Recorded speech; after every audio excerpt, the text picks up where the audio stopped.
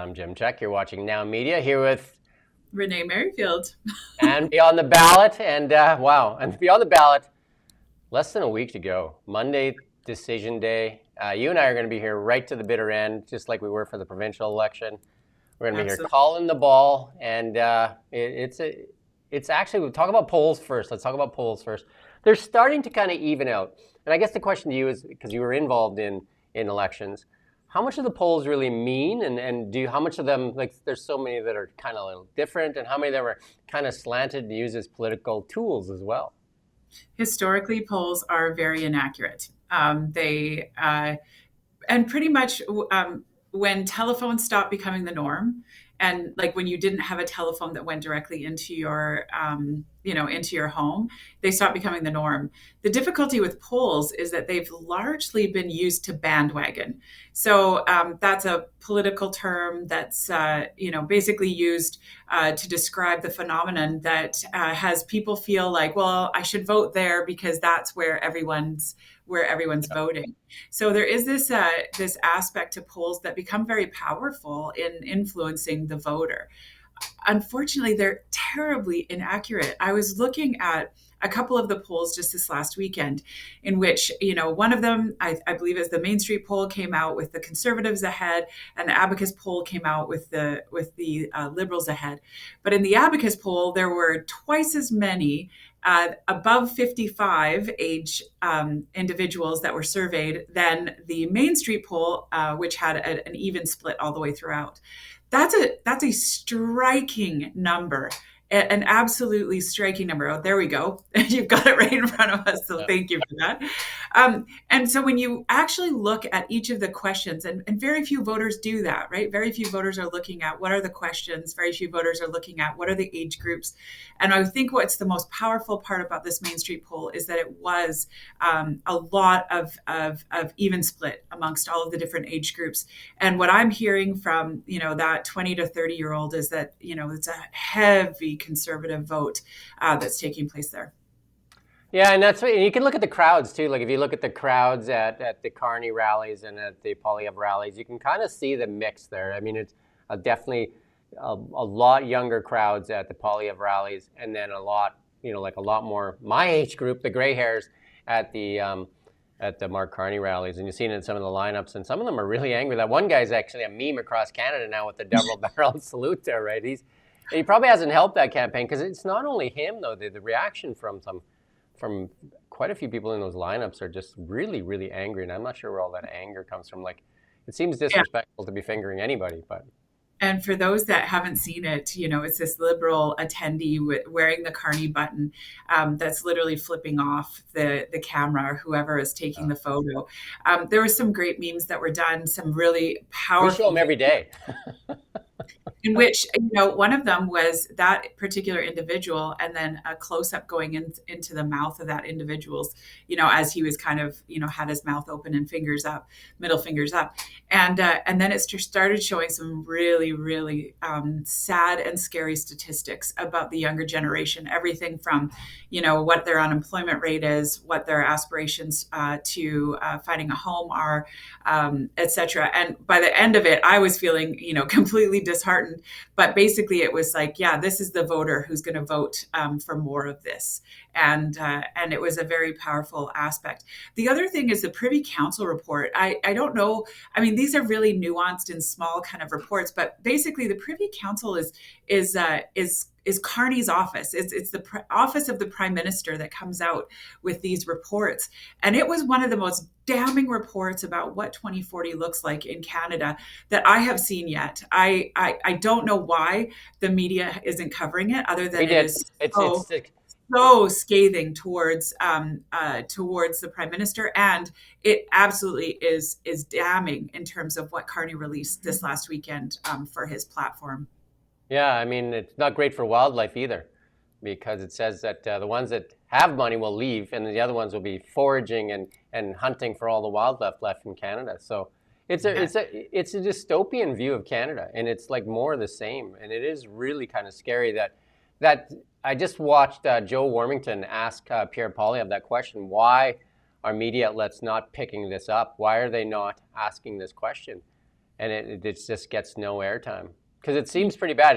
Like you said, it came out of the Privy Council office. Yeah. I think that the other thing that we need to take a look at is Carney's budget that came out, his costed policy plan.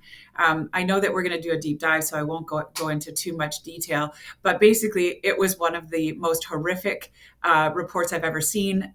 This is not Trudeau 2.0, this is Trudeau on speed. The amount of debt that he is going to add to Canadians is absolutely astronomical. There is no plan for economic recovery. There is no plan for economic gain. One of his biggest line item increases was on tariff revenue.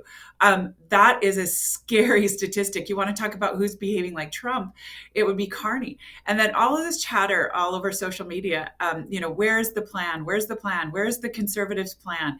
And when it came out today, honestly, I was shocked at how positive it was. No big, massive debt, an increase in a decrease in taxation, a decrease in the cost of government, a decrease in foreign spending, and really, it's one of those that I think they waited just long enough for that eagerness, as it were, to come, to a fulminating head, as it was, and then really, when they took the lid off, it's like actually ours is better, and here's why.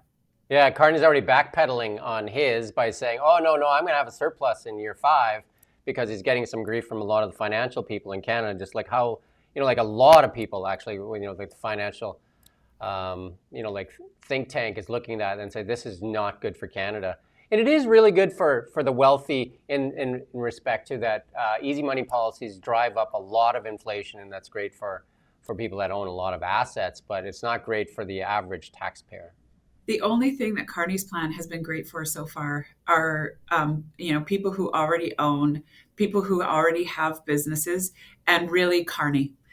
Carney's own businesses are basically the only ones that are going to be benefiting from his plan. I can't even imagine what the response to the Privy Council would be, because this is, Carney's plan is just more of the same. The only plan that really has the change agent necessary, and that's the economy really coming back to life, is Pierre Poilievre's. And honestly, it's in black and white, and the economists are the ones that are warning us against Carney's plan, and he's trying to backpedal, as you mentioned, Jim. But I just think there's just no way you can go back from this. Yeah, and then some of the cuts are cutting consultants, like $25 billion. 25. You got to say that a few times, because I ask people how much you think we spend on consultants. They're just like 50 million. I'm just like 25 billion. They're not a B. They're $25 billion in consulting, and then also talking about defunding the English speaking branch of the CBC. But Peter Menzies, a well-known, critically acclaimed media person in Canada, wrote a piece that is getting no press either, in that he said, on Monday, we vote for either a free and independent media or media dies in Canada. Yeah, and we have to really look at the role of the media in this election. We just talk about bandwagoning. It doesn't matter if it's CTV or CBC. As I'm watching these guys, it's been really quite slanted in Carney's favor. I'm really quite annoyed at this point with just how much they've done in terms of propping Carney up and really giving him a free pass. And then you look at some of the independents, and like them or hate them, Rebel Media and Drea Humphreys really got a bad rap. Throughout the debate, I guess debrief after the fact, in which basically Rosie Barton had propagated some mistruths. CBC later backtracked and said, actually, this was not true, and had this little disclaimer. But when you look at how much they bashed the independent media in that opportunity, it was quite scathing and it was quite negative. And I mean, that just gives you a small example of how much the mainstream media are propping up one party over another. And I think it's a very dangerous part in history for us to be enduring right now. And I really hope that some of the private enterprise come behind, the independents, just like Now Media, and really start to take a look at how do we get these moving forward in a more powerful way, and make sure that they're alive, not just for today, but for in perpetuity. And what you said there is very, very important, because what CBC did, Rosemary Barton did, is that she didn't attack Rebel News, which maybe she had a problem with.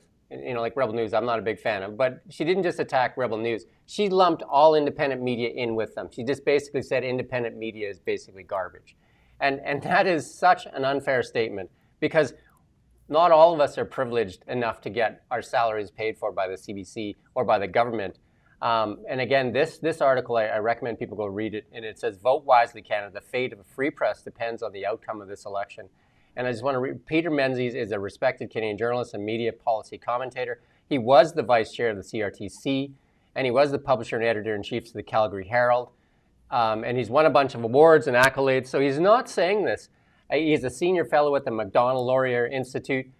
And it really matters. And media, a free and independent media is the foundation of a strong democracy. And he said, when all is said and done, the future of a free independent press and the public trust in it is on the line next Monday. It will live or it will die. And we have been warned, not just by Menzies, but by many who have, who have come and spoken out against, what the Liberal government did over the course of the last 10 years, how they eroded the freedom of the press, how they eroded what could be shared, and how they have injured independent media. So we absolutely need to make sure that that this is undone. And Carney is nor Jagmeet Singh has made any mention that they would be the ones to do it. In fact, they have both promised to double CBC funding rather than defunding, which is really where we need to go from here. And we'll talk about it more tomorrow, but the Polyev platform does say that they're going to repeal Bill C-18, which one we've been fighting against, and there's a few other bills that are going to go with it. Plus, there's some support in there for local independent journalism.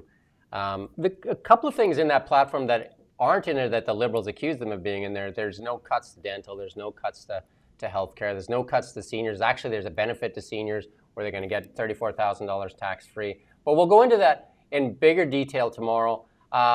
OECD, what's that? And I also want to make mention, because there's a lot of Twitter chatter this weekend about the home equity tax.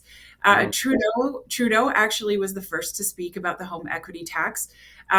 You look at their budget, they absolutely are not budget, but their policy and their plan. They absolutely are going to have to find new ways to tax us.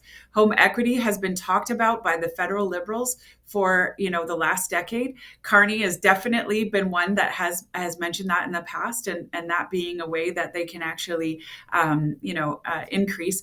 When reporters have been asking about this, they have not gone on record to say that this is not part of where they will go. The only party to go on record saying that they will not be looking at a home equity tax is, again, the Conservatives. So I just want to make mention, and I know we'll talk about this again tomorrow, but I did hear some chatter about some reporters saying, well, I talked to an insider inside the Liberal tent and they said that, and it's like, okay, anonymous stuff is just not gonna hold water for me.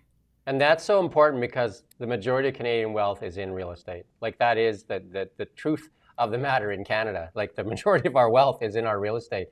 And also, Mark Carney is a big fan of the United Kingdom, and they do have something there called an inheritance tax, which is part of that, and passing that principal home off to your kids too, right? So we can talk a lot about that tomorrow. OECD, look at Canada now in second place from the bottom. We're beating Luxembourg now. Oh, fantastic. I just think Luxembourg wasn't always mentioned. There you go. Oh my, right? I don't know how you And hide from these, right? So and you guys, this is like, the OECD has us in dead last over the course of the last decade. But what's even scarier is that they have us dead last in the next 20 years. So they do not see, if we continue on this trajectory, they do not see anything changing. So this is not just a horrible indictment of where we are today, but it is a very, very scary warning of where we're about to go over the course. And it doesn't matter if it's the Privy Council sounding an alarm bell about what 2040 looks like, whether it's the OECD saying, "Hey guys, you are on a bad, bad trajectory, and it's going to get worse, and here's how." But we need to heed these warnings, and we absolutely need to change trajectory and change trajectory now. part of that is like our oil and gas, suppression of our oil and gas.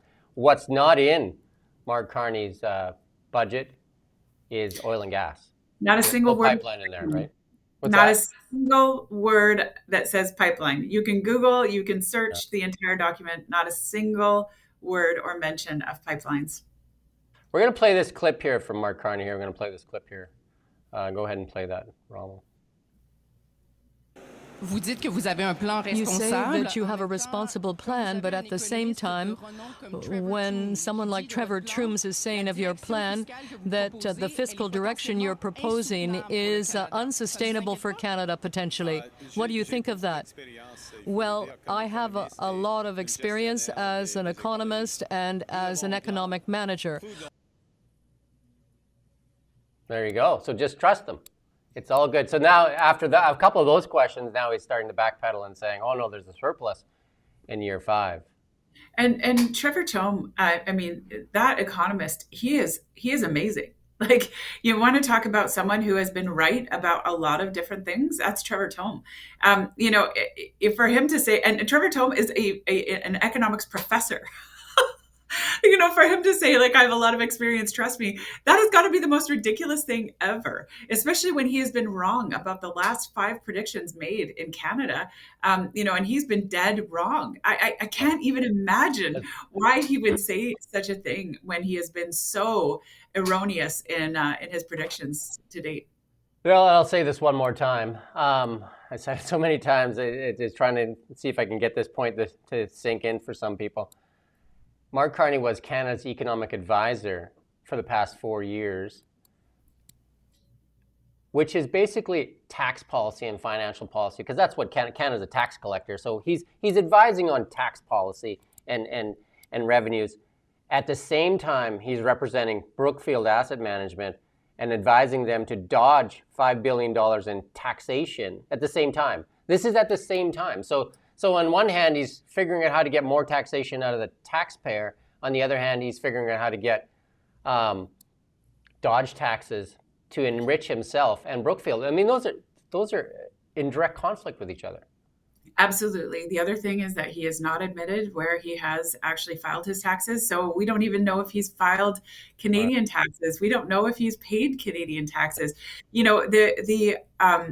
I take huge exception to having someone who's parachuting in, who hasn't been a part of us over the course of the last 10 years and has only profited himself over the course of the last 10 years, in large measure. And, yes, Jim, you bring up the billions of dollars of tax evasion, what Obama called as one of the biggest tax scams of our decade. And he's basically in the center of it, and making sure that he's profiting from it and profiting from the decisions that he is advising towards. That is the biggest insider trading ever. I cannot understand how Canadians can hear these things and not be more incensed about them and not be more inclined away from him. Other than it seems like the younger generation has definitely heard loud and clear that there is some huge conflict of interest, and that Carney is not someone who is going to help them on their road to success. Think about this, though. He's there as the economic advisor, advising on tax policy. They floated the tax policy to increase the capital gains inclusion rate. They floated that while he was there advising. So for the regular taxpayer, he says, how do we get more revenue?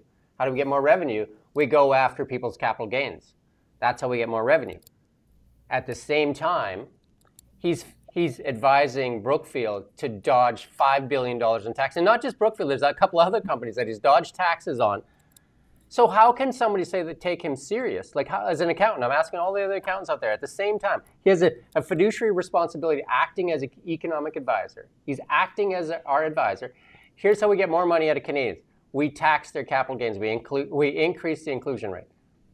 And at the same time, we continue to evade taxes. Why not take some of those $5 billion and so we don't have to do that?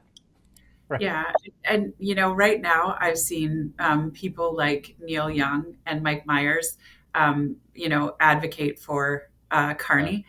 To date, I have not seen a single financial advisor, a single economist, a single, finance executive come out in support of Carney and his plan. So far, I have seen not one, but two different letters of support for Pierre Poilievre's and his plan and his economic strategy. In two letters signed by over 30 of such said individuals on each letter. And so far, I've seen, the economists hammering Carney for where he's taking us over the course of the next 4 years. So I don't know. I don't know if this is just the biggest liberal propaganda. I don't know if mainstream media is having, as huge of effect as they are, or how, people have actually come to the conclusion that they have. And here we go back to where we started, and that is, where are the polls wrong?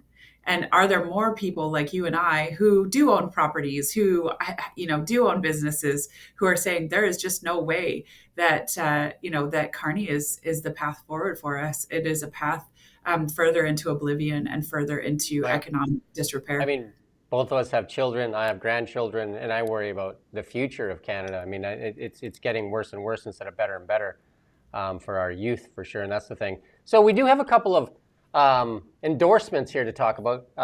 Former Premier Gordon Campbell has come out and has spoken on behalf of Pierre Poilievre and endorsed Pierre Poilievre. Actually, I'm supposedly going to get a chance to talk to Gordon Campbell here in today or tomorrow or something like that too, so they're trying to arrange that, so that'd be great. Any thoughts on Gordon Campbell's endorsement? I think it's a powerful one. Gordon Campbell is known as a moderate. He's known as a centrist. His policies were far more, I would call them classical liberal. And that would be where he would feel comfortable. If I could equate him to a former liberal leader federally, it would be more in the Jean Chrétien and Paul Martin era. That's where he would feel very comfortable. For him to come out with such a glowing endorsement of Pierre Poilievre, I think is a damning message about Carney and where Carney is going to take us. Gordon Campbell's smart. He is incredibly well learned. He is incredibly educated, and so for me, that was a huge one. And I liked how Rosemary Barton was trying to put the screws to him and say, like, you didn't really say Pierre Poilievre. And by the end, Gordon Campbell's like, yeah, that's why Pierre Poilievre is the only way he can go on this election. So in the end, he definitely gave that glowing endorsement in that direction. Well, it turns out Christy Clark is going to be in town tomorrow, and she's here to endorse Stephen Fuhr. Yeah, and that one, obviously she went for the leadership of the Liberals and was unsuccessful. She definitely has her stripes and is putting them there. But she was not a Carney fan. Basically she was coming out and saying, that we needed to go in a different direction, and she was the only one that had that centrist mode that would take us there. I think she's right. I think she was the only centrist or the only true centrist that we had on that Liberal docket. And unfortunately, caught in a lie. There's no other way to say it now. We talk about lying. Carney, oh my chicken! If that guy, says one more thing that is a blatant lie, I'm just going to lose my marbles. But he doesn't apparently have the same measure that's held to him as was held to Christy Clark.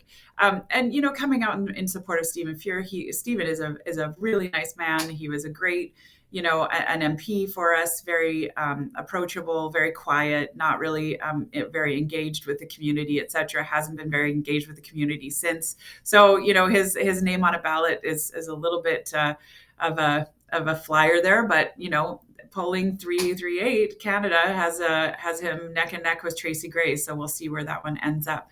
Will Christy Clark's endorsement do anything for him? Probably not. I think his fumble on at the all candidates forum, and I hope that we get. We're going to play that clip for you. We're going to play that. Oh, okay.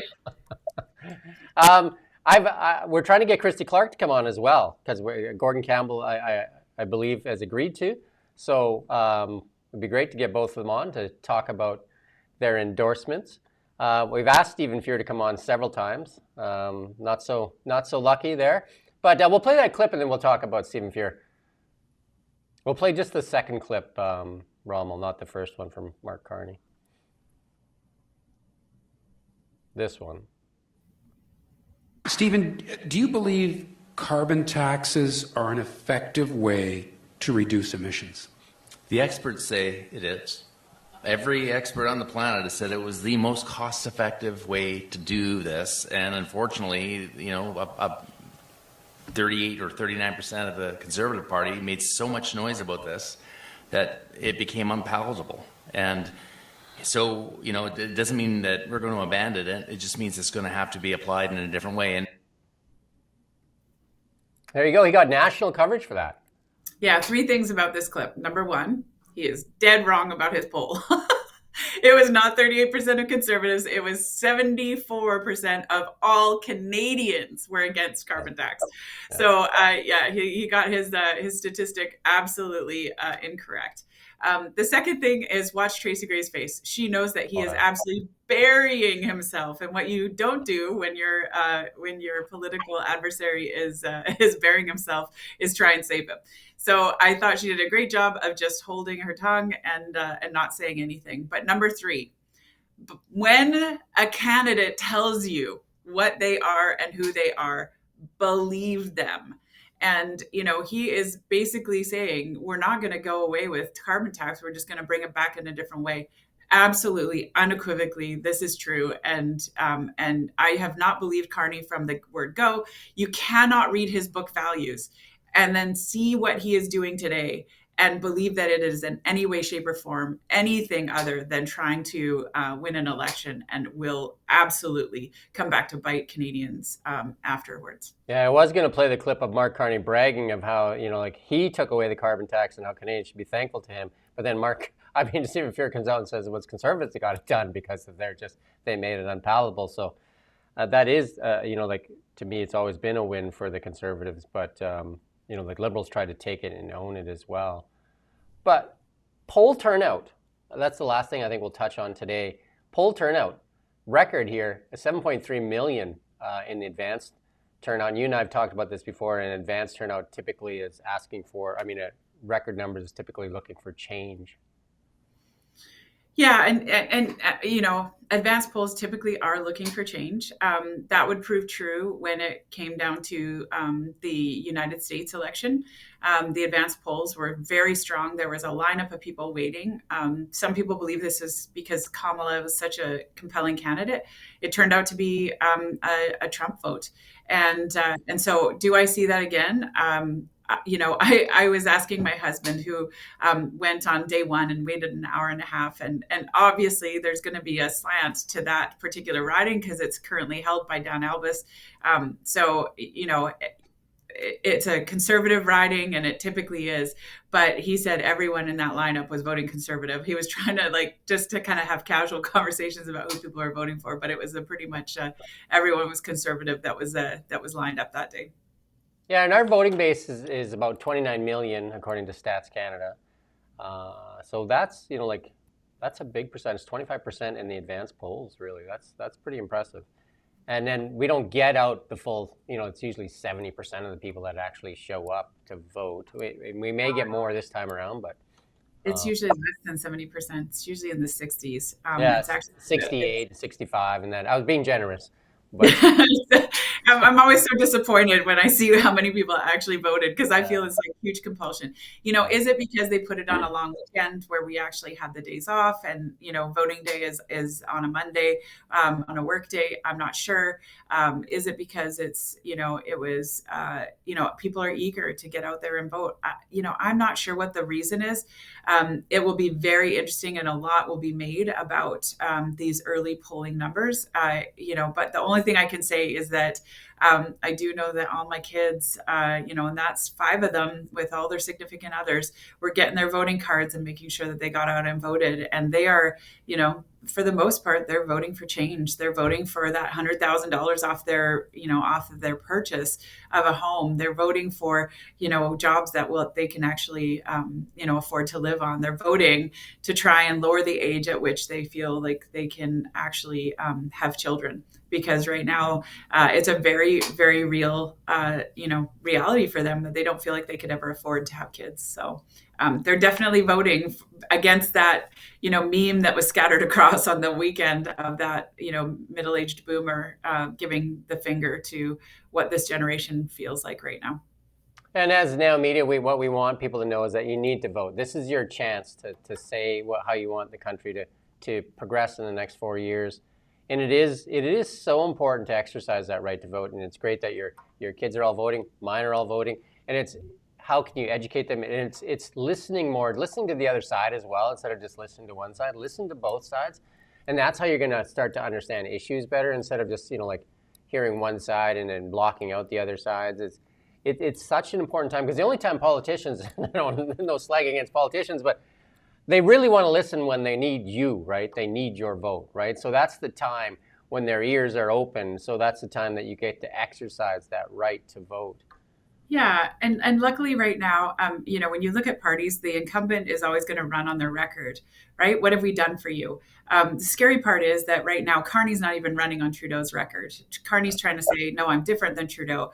Unfortunately, he produced a costed policy platform that was done by Trudeau before he left office, and was basically done by Trudeau's people, I should say, and has an exponential accelerator to more of the same.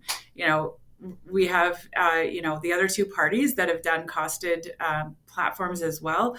Really, the only one that gets us back to a balanced budget and to a strong economy is the Conservative platform right now.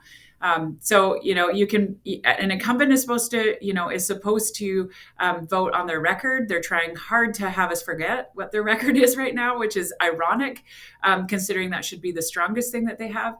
And we've got the Conservatives who are really having us, focus on change and being change. And their platform and the costed nature of their platform does show us that truly they would get us there.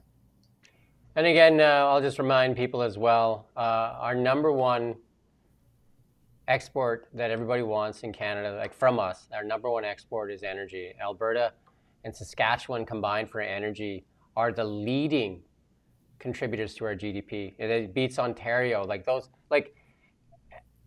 Energy or oil and gas is the leading contributor to GDP if you just talk about an industry. Alberta's oil and gas does that. It dwarfs British Columbia. It's $90 billion.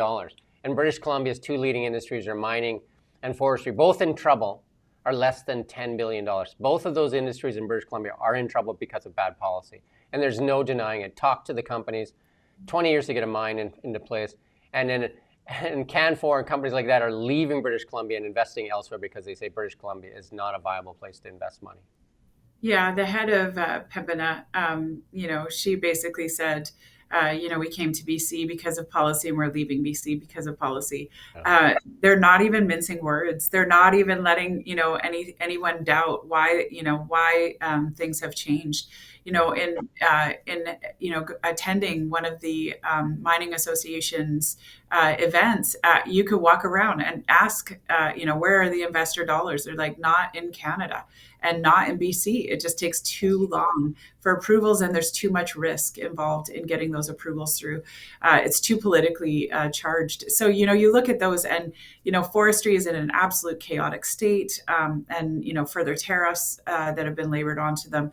And, honestly, the companies that have gone south are thanking their lucky stars that they're down there and they're in these nice tax havens that they've settled themselves into, and it's scary times for those Canadian companies who find themselves still here. And then people sometimes ask the question, well, why doesn't anybody speak up? Well, here's how it goes. So when the government gets formed, they don't want to say anything because it just, well, it'll get better. It can't be that bad. And then, then they hope and then they say things, and then time goes by, and then they get a little bit more frustrated, and they're just like, hey, this is bad. Until it gets so bad, then they say their frustration, but they're already gone. Do you know what I mean? Like, it's too late at that point. Yeah, and Jim, I am someone who definitely feels the sting of having used my voice to speak out for Canadians, to speak out for British Columbians, to speak out for the next generation. And, the amount of attack that I get labored on, whether it's myself or whether it's my business. And, right now we are the largest provider of affordable housing in Kelowna. So it's like, I don't know how much more we can do with respect to that, but definitely, there's definitely a backlash that happens. But if we don't speak out, we lose the ability to complain, right? And not even lose the ability, but we need people to actually do the work and understand policy and understand the impact and then, be able to speak about what it's going to look like. Yeah, the Liberals that have you believe that speaking out, like yourself and myself do, that it's, like it hurts Canada. No, we speak out because we love Canada. We love Canada. That's why we speak out, because we want it to be better. It's not because we want it to be worse. We want it to be better. And the only way we can be better is if we're honest with ourselves. Yeah, I love Canada, and I want all of our kids to stay. I want them to find their hope in their future the same way, that I did here in this country. So I definitely am a big proponent of how can we get the hope back. I believe this is one of the greatest countries in the world, but it's not entitled to a select few. It's entitled to all of us. And that means sometimes we have to change the government. Excuse me. Totally. Absolutely. Forever. But yeah, tomorrow we'll get together and we'll do that whole costing of both those plans. We'll look at the Liberal plan and the Conservative plan. I don't know if we want to dive into the NDP plan at all. I haven't seen the NDP plan. Have you? No, and there's been very little made about it. I don't think it's very comprehensive, and I think it's just more of the same. So, anyway, there's the two plans to look at. But I do thank you for coming on today and getting through it. And we have a busy next few days for sure. And we'll be here April 28th with the results, Renee and I. And it'll be an interesting day for sure. Absolutely. It's going to be a fun one. And we thank you for watching Now Media.